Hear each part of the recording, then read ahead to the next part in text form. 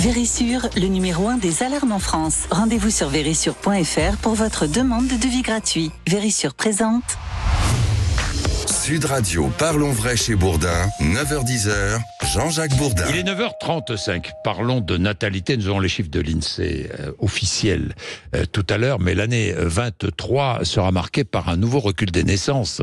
Le nombre donc des naissances sera publié vers midi, les experts s'attendent à une chute de près de 7% par rapport à 2022. Depuis 2011, le nombre de naissances a reculé chaque année en France, à l'exception de 2021. Léger rebond avec conséquences du Covid, les confinements liés au Covid. Entre janvier et novembre 2023, on comptabilise 621 691 naissances. Le chiffre sera officiel donc à midi. La baisse est de 7%, moins 7 de naissances par rapport à 2022. C'est un record malheureusement historique, enfin malheureusement ou pas, ça c'est un autre débat. Certains disent... Vous avez entendu le témoignage d'Harold tout à l'heure, Harold qui nous dit « moi je veux pas d'enfants ». Record historique depuis 1946, le taux de fécondité des femmes chute à 1,7 enfants par femme contre 1,8 l'année précédente. Alors il y a des pays en Europe qui font beaucoup plus mal que nous, l'Espagne, l'Italie par exemple, 1,2.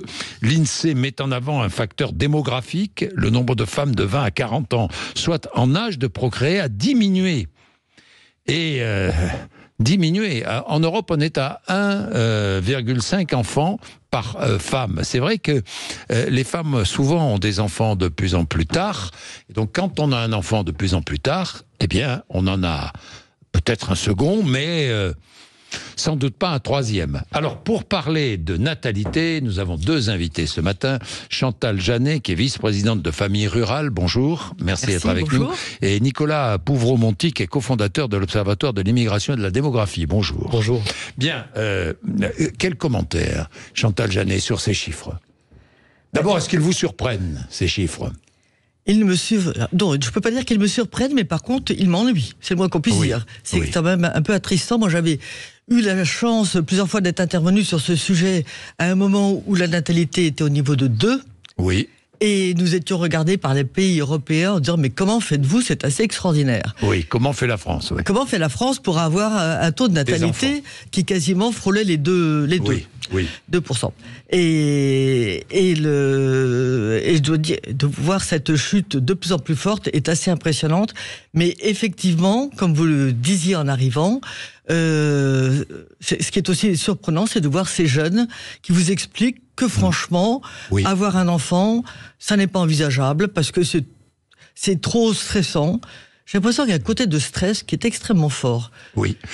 Alors, les jeunes sont plus stressés. Alors, il y a beaucoup de jeunes qui ne veulent pas, d'après ce que disent toutes les études, des jeunes qui ne veulent pas avoir d'enfants, et puis des femmes qui font des enfants, ou qui ont des enfants. J'ai horreur de faire des enfants. On ne fait pas des enfants. C'est une expression familière, mais je déteste ça. Qui ont des enfants plus âgés. Et quand on a un enfant tard, évidemment, on n'en a pas d'autres, souvent. Alors, il y a deux choses. Quand on les a tardivement, on en a moins. Oui. 2, on est plus fatigable. Oui. Et ça, c'est assez marquant. Oui. Les femmes le disent que entre avoir un enfant à 25 ans et avoir un enfant à 38 ans, c'est pas pareil. Oui. Et 3, on est peut-être plus conscient des responsabilités que l'on prend, alors qu'à 25 ans, on est tout feu, tout flamme, et on y va. Et on y va, voilà. Et d'ailleurs, j'avais une autre auditrice extraordinaire dont la fille a 9 enfants. Alors là, c'est 9 enfants et elle a 38 ans. Vous vous rendez compte, elle a 9 enfants, 38 ans. Donc, deux exemples extrêmes j'ai eu tout à l'heure comme témoignage. Quel est votre commentaire, Nicolas Pouvreau-Monti ? Eh bien, les chiffres dont nous disposons pour 2023, qui sont d'abord ceux de 11 premiers mois, mais qui seront les chiffres complets à partir d'aujourd'hui, confirment une tendance qui est engagée au moins depuis 10 ans en France, qui est le fait que notre pays, après avoir fait exception pendant assez longtemps en Europe, est entré dans ce qu'on appelle l'hiver démographique européen.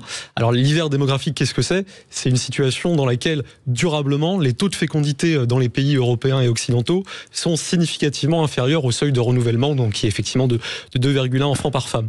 En France, la chute est vraiment frappante depuis 2010. Depuis 2010, on a perdu chaque année 120 000 naissances et on a gagné, si je puis dire, 120 000 décès. C'est-à-dire que l'an dernier, pour 2022, on verra les chiffres définitifs de 2023, on avait un solde naturel. Alors vous voyez, le solde naturel, c'est la différence sur un an entre les naissances sur le territoire et les décès sur le territoire, qui était quasiment à 0 et qui va en toute certitude basculer en négatif très vite. C'est-à-dire qu'on va avoir plus de décès que de naissances sur le territoire national. Je me permets quand même d'apporter une petite nuance à ce que vous évoquiez, M. Bourdin, sur le phénomène des no kids. Voilà, c'est notamment ces jeunes couples qui ne veulent pas d'enfants.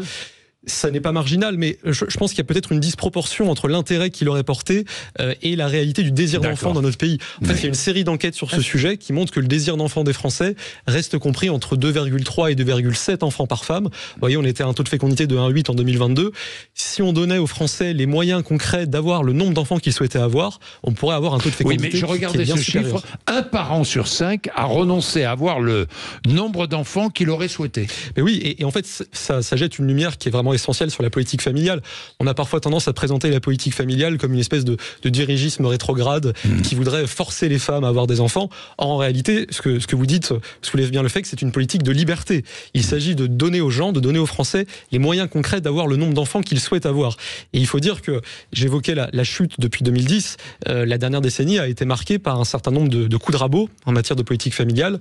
La fin de l'universalité des allocations, l'abaissement du plafond pour le quotient familial, toute une série d'autres mesures qui ont fait effectivement que la politique familiale française, qui était admirée dans toute l'Europe, se retrouve aujourd'hui sur une pente qui va finir par ressembler à celle de l'Italie ou de l'Espagne en termes de natalité. Et puis il y a aussi toutes les incertitudes liées à la situation dans le monde, qui freinent certains parents. Conjoncture économique incertaine, elle est difficile aussi. La difficulté de boucler des fins de mois. On se dit, si j'ai un enfant de plus, comment vais-je faire ? Alors, il y a un point important qui est très sensible pour les parents. C'est très bien d'avoir un enfant, mais a priori, à l'heure actuelle, les deux parents travaillent, il faut donc le faire garder. Et c'est là où le point d'interrogation est total. Et il faut avouer qu'à l'heure actuelle, c'est un vrai point d'interrogation, parce que vous avez d'un côté le fait que le congé parental, si par hasard les parents souhaitent s'interrompre un peu ce congé parental qui a été très malmené à partir de 2014, du coup ne correspond absolument pas à la réalité. Quand on propose à des parents de s'interrompre et qu'on leur dit, écoutez, on va vous donner 429 € par mois pour compenser votre salaire, évidemment, c'est assez vite, vous avez compris que vous ne pouviez pas prendre un congé parental parce que le remplacement de votre salaire, ça n'est pas 429 €, ou alors vous avez un salaire très faible. Donc il y a ce problème qui est énorme, et il y a le problème de trouver une crèche ou de trouver une solution de garde. Et ça, je ne connais pas qui que ce soit au niveau des parents les plus qui ont le moins de possibilités financières, ou ceux qui ont beaucoup de possibilités financières, ils sont tous dans le même bateau.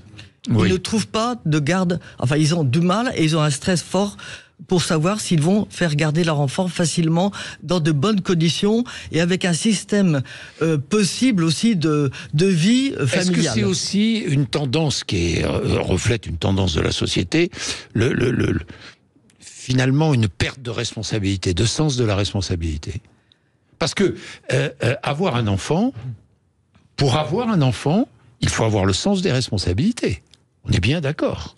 Oui. Il faut se projeter dans l'avenir. Il faut se projeter dans l'avenir. Et c'est là où le mal est énorme. C'est le fait de se projeter dans l'avenir. L'impression, vous l'avez tout à fait dit, d'abord d'un sentiment global d'une France, enfin de l'ensemble des pays d'ailleurs, qui sont malmenés, que ce soit par le problème climatique, que ce soit par le problème international. En ce moment, on ne parle que de cela, ou le fait d'avoir tout compte fait une profession qui est peu de visibilité sur. Oui, il y a de plus en plus de mobilité au travail, il y a de plus en plus. Donc la stabilité professionnelle n'est pas forte. Elle disparaît. Non, tout à fait. On vit aujourd'hui aussi de plus en plus loin du lieu sur lequel on travaille. On vit de plus en plus loin de la famille, qui peut aussi être un facteur d'appui important, notamment pour la garde des enfants, typiquement. Mais en la matière, je pense que convergent deux phénomènes. Il y a d'une part un enjeu culturel qui est celui que vous évoquez, une perte de la responsabilité, aussi une moindre valorisation finalement du rôle de la famille et du rôle de la parentalité, et d'autre part des enjeux plus strictement politiques. Et on évoquait la nécessité de se projeter. En matière de politique familiale, la stabilité est essentielle. C'est-à-dire que savoir quand on a des enfants que les dispositifs de soutien que l'État propose seront encore là dans 5 ans, dans 10 ans, quand il aura 15 ans, c'est essentiel. C'est aussi un levier important. Et de ce point de vue-là, l'hiver l'univers démographique que j'évoquais est vrai dans toute l'Europe. Il y a un certain nombre de pays qui ont mis en place des politiques familiales bien plus ambitieuses que par le passé au cours des 10 dernières années. Je pense notamment à la Hongrie. La Hongrie qui avait un taux de fécondité parmi les plus bas d'Europe, de l'ordre de 1,25 enfants par femme. Et ben, ce taux de fécondité a augmenté d'1/3. Pourquoi ? Parce qu'il y a eu à la fois cette valorisation culturelle, politique du rôle de la famille, mais aussi et surtout une politique familiale transversale sur le levier fiscal, sur la construction de logements adaptés aux familles, qui est un sujet essentiel, sur la création de crèches. En la matière, il n'y a pas que le culturel, il y a aussi le politique, et l'État peut faire des choses. Bien, 9h45, petite pause, et nous poursuivons. À tout de suite. Vérissure, le numéro 1 des alarmes en France. Rendez-vous sur vérissure.fr pour votre demande de devis gratuit. Vérissure présente. Sud Radio, parlons vrai chez Bourdin, 9h-10h, Jean-Jacques Bourdin. Bien, 9h48, on parle de natalité. Avoir des enfants, n'est-ce pas avant tout la responsabilité? Parce qu'on ne peut pas tout attendre de l'État non plus. Vous me dites, c'est parce que les aides familiales ont été restreintes. Oui, très bien, mais on ne peut pas compter non plus sur l'État pour éduquer des enfants. On doit compter sur, effectivement, des aides publiques, mais il n'y a pas que ça. Non ?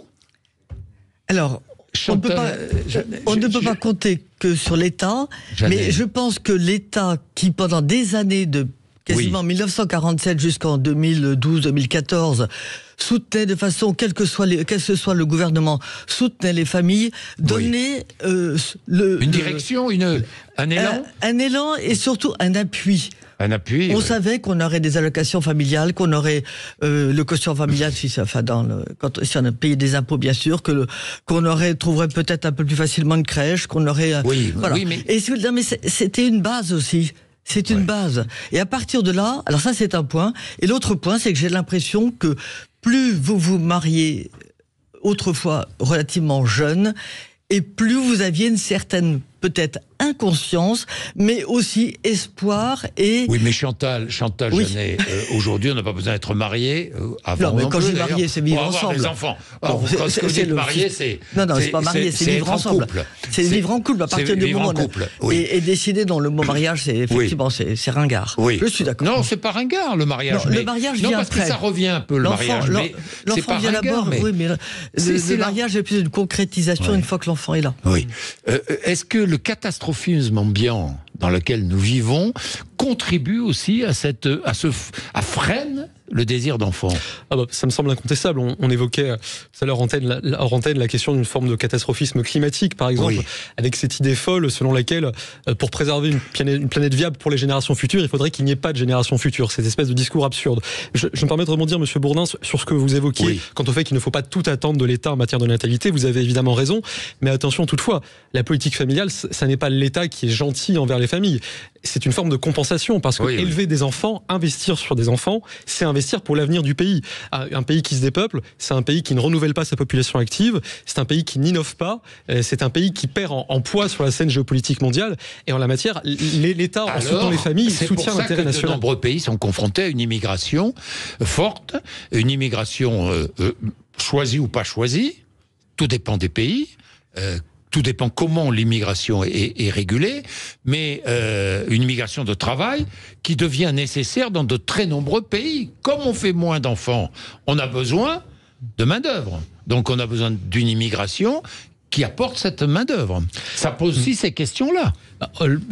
J'ai 2 points qui me viennent en tête sur ce que vous évoquez. Le premier, c'est que c'est déjà le cas en France. Oui. Depuis l'an 2000, le nombre annuel de naissances issues de 2 parents français a baissé de 22%. Et dans le même temps, le nombre annuel de naissances issues d'au moins un parent né hors de l'Union européenne a augmenté de 40%. Augmentation de 72% quand les 2 parents sont nés hors de l'Union européenne. Alors, ces chiffres sont totalement vérifiés. Je rappelle aussi un point, c'est que un couple d'immigrés qui s'installe en France, première génération, a beaucoup d'enfants, et puis plus les générations sont anciennement installées en France, et moins le couple a d'enfants. C'est-à-dire que le couple s'assimile et devient comme les Français d'origine. Alors là-dessus 2 points. Cette convergence, évidemment, elle existe, mais elle est lente. Et deuxièmement, ces effets démographiques globaux sont en quelque sorte annulés par l'accélération des flux migratoires, par l'arrivée des nouveaux flux. Depuis la fin des années 90, on a un nombre annuel de premiers titres de séjour délivrés dans notre pays qui a augmenté de 153%. Donc ce qui explique aussi les évolutions contradictoires de la natalité sur notre sol. On a une natalité native qui se contracte et on a une natalité issue de l'immigration extra-européenne qui augmente très fortement. Et le deuxième point que je souhaitais soulever, M. Bourdin, sur ce que vous évoquiez comme au regard de l'immigration comme substitut à la natalité, fondamentalement, ça ne me semble pas être une solution viable pour différentes raisons. D'abord parce qu'en termes économiques, on a une structure de l'immigration aujourd'hui en France qui est globalement peu qualifiée. On a un taux d'immigrés qui n'ont aucun diplôme ou seulement un niveau brevet CEP qui est 2,5 fois supérieur à celui des Français. On est à 50% dans certaines origines migratoires. On a un coût annuel net de l'immigration pour les finances publiques qui est estimé par l'OCDE sur 2 générations à 1,4 points de PIB par an. Donc ça fait 35 milliards d'euros. Vous voyez, 35 milliards d'euros, c'est le budget du ministère de l'Intérieur, c'est un tiers des recettes annuelles de l'impôt sur le revenu. Donc en la matière, penser l'immigration comme seul palliatif à nos difficultés, démographiques. Il n'est pas question de penser l'immigration comme palliatif, comme seul palliatif, mais il est question de prendre en compte cette donnée-là. Et est-ce qu'on arrivera à faire en sorte... Enfin, on ne peut pas fermer la France entièrement. Ça me paraît vraiment difficile. Donc, il faut prendre en compte ce facteur-là. Mais seul... avec comme vous dites, des natifs... c'est un terme des gens nés en France. Oui, les natifs, des gens nés en France, on n'arrivera pas à renouveler les générations. Comment faire ? Mais vous aurez beau mettre en place une politique familiale très forte, on n'y arrivera pas, non ? La tendance est là. Vous me citiez la Hongrie, mais c'est un petit pays, la Hongrie. 5 millions d'habitants. Un petit peu plus.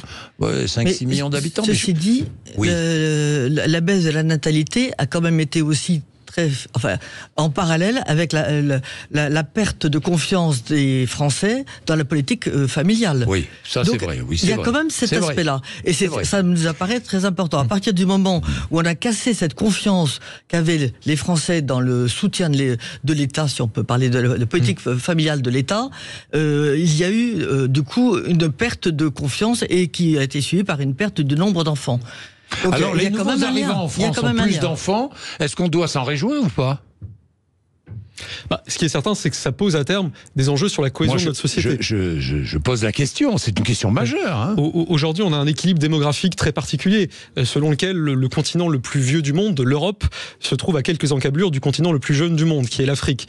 À titre d'exemple, il naît chaque année plus d'enfants dans le seul Nigeria que dans tous les pays de l'Union européenne réunis. Oui. Et ça ne va pas s'arrêter. C'est-à-dire que d'ici à 2050, l'Afrique va gagner 1 milliard d'habitants, dont la moitié aura moins de 25 ans.